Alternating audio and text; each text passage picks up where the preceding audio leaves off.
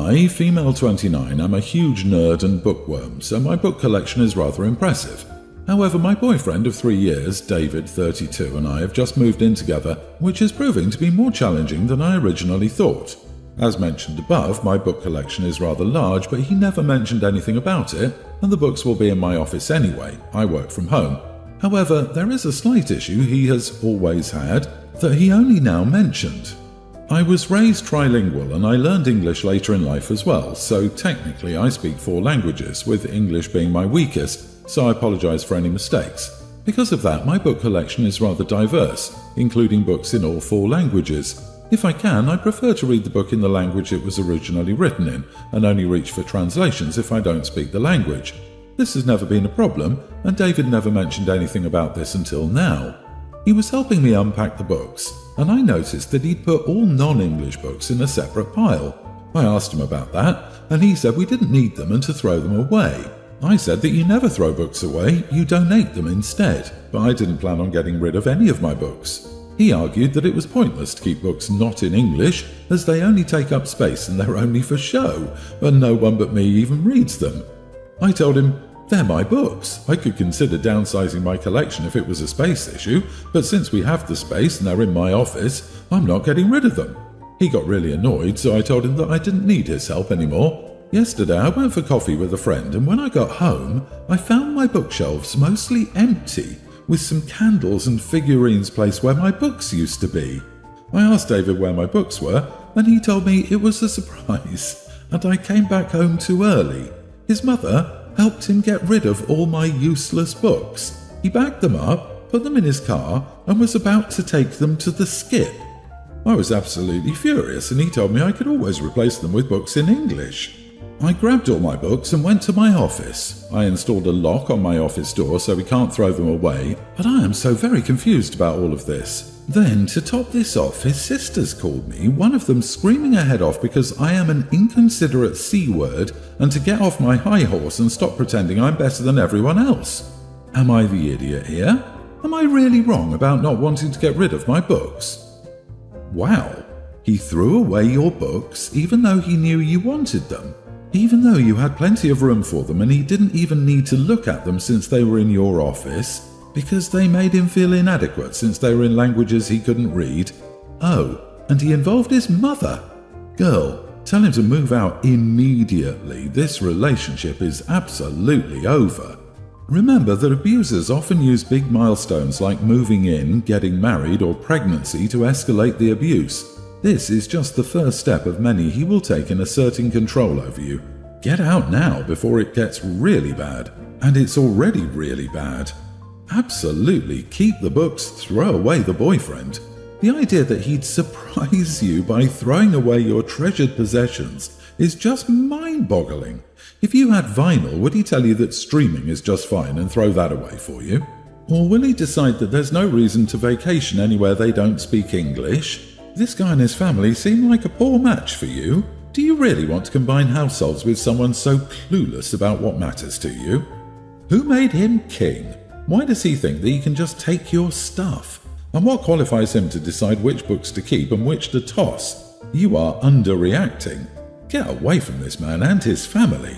Do you really want to be permanently connected to a family who will steal and dispose of your belongings behind your back? Imagine raising a child with this man and his busybody mother and sister. Awful. Get out while you can. The lock on your door won't change who you live with. It honestly baffles me that you even have to consider if you're the idiot. Your boyfriend and his sister are clearly jealous and are upset that you're trilingual. I might be stretching here, but it could also be a case of internalized prejudice against certain languages or races. I think you should seriously consider the option of separation. It will only get worse. Dump him and find someone who wants you to shine. My husband and I have 3 girls, pre-tween, kindergartner, or preschooler. Both of us have very demanding jobs and we both work long hours and occasionally travel for work. When my oldest was born, we planned on getting a nanny, but my mother-in-law and father-in-law didn't want her to be raised by a stranger, so they moved in with us and took care of her, helped around the house when my maternity leave ended. As much as I love my mother-in-law and father-in-law, I can't live with them. My husband felt the same, so after a few months we bought them a house very close to ours. It's in our name, but we furnished it and paid for everything except for groceries. The house has 4 bedrooms and 3 bathrooms. The girls currently share a room and have a twin over queen bed. My oldest has the top bunk twin and the younger 2 share the queen. The younger 2 used to fight over blankets, so we got them each a sleeping bag.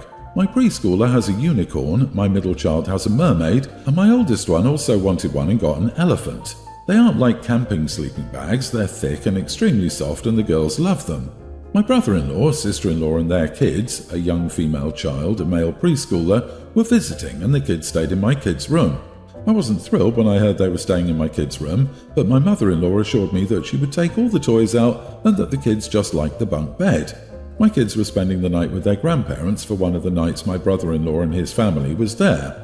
I told my mother-in-law that my kids would get their room, and everything went fine until I got to the house, with the kids and my niece and nephew were both throwing tantrums because they didn't want to give back the sleeping bags. I pulled my mother-in-law aside and asked why the kids were using my kids' sleeping bags, and she said that the kids liked them and that families share. This is my kids' bedding. I get them sharing some toys, but not their sleeping bags, especially when she knew that they'd have my girls that night. They were too big for her to throw both of them in the washing machine, and at that point, it was too late for them to do 2 loads of laundry, so my kids had to go without their sleeping bags. I told her from now on, none of the other grandkids will be sleeping in my kids' rooms. We're giving my oldest her own room since I can't trust her to respect their belongings, and that if this happens again, she won't be allowed to watch my kids anymore. My husband agrees that she shouldn't have let them use the sleeping bags, or at least wash them before my kids arrive, but he thinks I went overboard. Am I the idiot? OP, I think your mistake was that you didn't pile up all of your possessions in the center of your cave and sleep on them. That's really the only good way to protect a dragon horde. Sometimes I wonder what kind of world you all live in. You are the idiot. You held your mother-in-law to an expectation that she didn't know existed. It's very normal for kids to share blankets. It's reasonable mother-in-law didn't know this would upset you, since it sounds like you only specified toys shouldn't be shared. Not wanting resources shared is reasonable enough, but it sounds like you're talking to your mother-in-law like a child who broke a rule, instead of being grateful for the childcare they provide. You bought a house for them to live in so that they could provide childcare for your kids while not being under your roof. I understand you paid for it, but it is their home and they have a right to have guests and also privacy.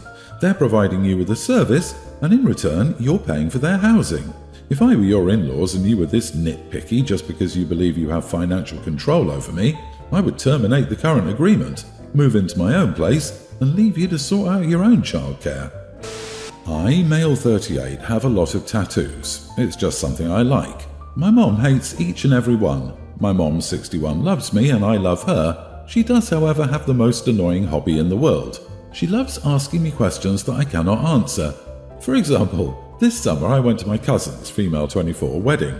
Haven't seen my cousin in 7 years. I live in a different state. But she asked me how my cousin met her fiancé. I literally only knew about the wedding because my mum told me. I will tell my mom that my son, tween, is out at a friend's house for the night. She'll ask me where my son's friend's parents went to school. Those aren't even the most extreme examples. The worst was when she asked me how my sister got pregnant since she and her husband were using birth control. Like, how would I know? So I told her if she kept asking me questions like that, I would tattoo the words "no sé" on my forearm. That's Spanish for I don't know. Well, she asked about my brother-in-law's shoe size a week ago. So I saw her today and my arm had the Saniderm on it from a fresh tattoo. So she shuddered, crossed herself, and asked what I defiled my body with now. So I showed her. She got upset and called me a shameless idiot. And now she's mad at me for desecrating my body to make a childish point and embarrass her. I told her hundreds of times to stop asking me questions that I had no way of answering. She said that she was just making conversation. I think she finally gets the point, but my dad called me and said I was an idiot for permanently marking my body to make my mom think before asking me a question. Am I the idiot? Honestly, you're missing great opportunities to make stuff up. Cousin's shoe size? I think it's a 15. I believe he has to custom order them from the same place that makes clown shoes. Somewhere in Missouri, I think. Not the idiot for the sheer commitment to the punchline. Bravo. Yes, ridiculous questions deserve ridiculous answers. How did the cousin meet his wife? Crazy story. She was riding in the roller coaster that hit him. It was love at first sight. So romantic. How did Sis get pregnant? Apparently, brother-in-law's liable to knock up anyone within a foot of him. Though I want to offer just one serious line.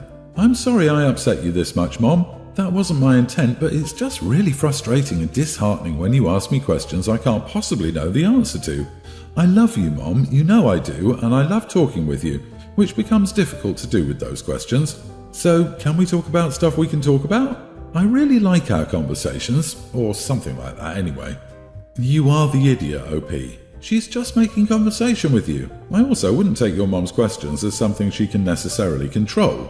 Some people truly do talk without thinking, and while certainly annoying, they're not trying to be in most cases. I have an older co-worker who is similar, but suck it up and try not to call her out on it.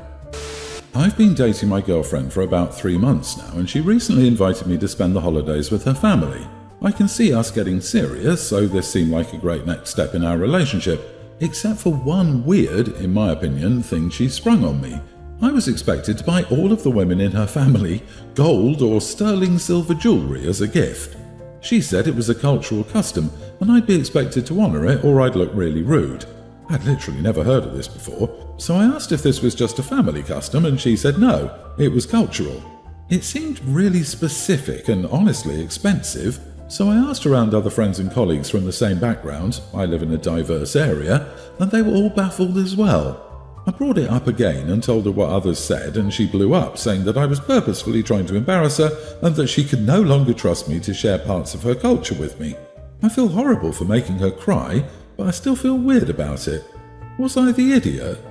You are the idiot. Doing research and asking questions about stuff like that is fine. However, just because she and your friends come from similar backgrounds doesn't mean they share the exact same beliefs. I'm an immigrant to the US. Still, my family's cultural traditions are particular and don't conform to many more common customs and norms from my country. Man, not the idiot, but you're getting scammed. Please don't get gaslighted. For my culture, you would get gold for a wedding, but never for the first visit. If it turns out to be something cultural, why would she be offended by her boyfriend's desire to learn more about the culture? Sounds pretty suspicious to me. She probably told her family that her man is rich and wants him to play up to that. OP, I think this girl is either trying to use you or another person in her family has told her to do this. You've only been dating for 3 months. It's not a long-term relationship yet. I suspect you're being used. Maybe not directly by her. Yep, you have discovered a literal, gold and sterling silver digger. It's good that you found out now. If you stay with her, you only have yourself to blame for the results. The most generous interpretation of her request is that perhaps she is from a culture that has historically had arranged marriages. So the first meeting with the guy was extremely important because he was already the fiancé. I don't know. But also, sterling silver earrings on eBay are about $5. You could choose to honour her request and be super cheap about it. My father, 63, left my mom, 62, when I, 37, was 10 years old. He was having a baby with his girlfriend, now wife, 50. My mom was a stay-at-home mom and didn't finish college. She'd gotten pregnant with my older brother, 42. My father was an idiot, making the divorce as crappy as possible for my mom. We ended up moving in with my paternal grandparents. He was their only child and they were disappointed in him. They helped my mom go back to school. Once she finished school, she wanted to pay them back, but they wouldn't let her. They also basically disowned my father. He was invited over for Thanksgiving and Christmas, but that was about it. They did love their other grandchildren, though. They always provided gifts and contributed to their education. My grandmother passed away a few years ago from breast cancer, and my grandfather passed away last year, and he left everything to my brother and me. It wasn't a huge estate, and it's not life-changing money. Both my brother and I are well established in our careers. They left my father $500. The lawyer explained that it was a way of preventing him from being able to challenge the will. They also left each of my half-siblings $10,000. My brother and I each got over $100,000. My grandfather said that since my brother and I had grown up without a father by his choice, but his other children had, then he felt this was fair. He also left my mom his house and some money. She'd been taking care of them for a long time and they never stopped thinking of her as a daughter. My father approached my brother and me recently saying that his other kids are struggling with finances and that we should split everything with them since we don't need the money. He also tried to get my mom to renounce her inheritance. She laughed in his face and asked for all the child support he owed. I get that it's not my half-siblings' fault, but they had a dad to take care of them growing up and we didn't, so neither my brother nor I agreed to share. Now my father, his wife, and all my half-siblings are calling us idiots for being so greedy and not helping them through the hard time they're going through. Am I the idiot? Not the idiot. You know that your deadbeat father isn't going to leave you or your brother anything when he dies. Your grandmother and grandfather loved you and wanted to help you guys, and I'm glad your mom had their support. They sound like wonderful people. I would block all of these awful people. Or, if you have a relationship with your half-siblings, text them in a group chat. We are no longer going to discuss our inheritance. You need to drop this topic. You won't get us to change our minds, but it will forever ruin our relationship. If they keep at it, then block them on everything. You don't owe your half-siblings anything. Your grandparents are trying to do right by you after failing to raise a son that would. A 36-year-old idiot had an affair with a 23-year-old who I'm sure knew he was married and knocked her up. He made your family's life miserable, didn't pay child support, and was such an idiot that his parents basically disowned him. Now he and his entitled wife are throwing a fit because you won't give money to their kids, who you barely know. Yeah, again, not the idiot. Not your circus, not your monkeys. Your grandparents were good people, and Granddad knew what he was doing. You owe Bio Dad and his new family nothing.